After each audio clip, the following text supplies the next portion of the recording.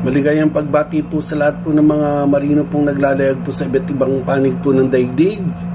At naririto naman po muli si Sigal Kayod Marino po na handang maglingkod po sa lahat po sa inyo po.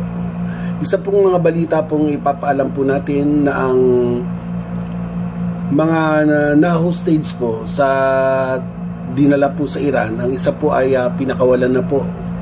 3 na lang po ang naiiwan po sa Iran at sana po ay sila po ay sumunod na rin na mapauwi.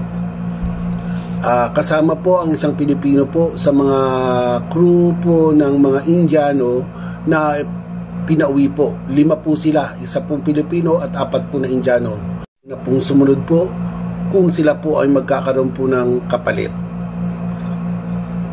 Yan po ang ating mga balita po ngayon at saka isa po ito sa bagamat ito po ay hindi po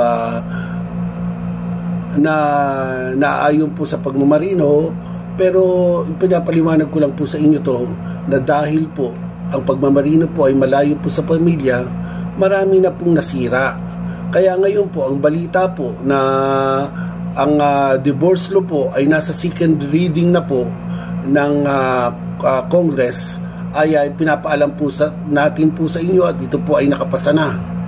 At kung sakali po ay umabot po ito ng third reading at ang counterpart po naman nila sa Senado ay mayroon pong sarili pong proposal tungkol po sa divorce. At kung ito po ay magkatugma at maaprobahan na po, magkakaroon na po ng divorce law sa Philippines na dagdag po sa annulment o legal separation po. Ito po ay napakadali na pong proseso para po sa mga hindi po nagkakasundong mga pamilya.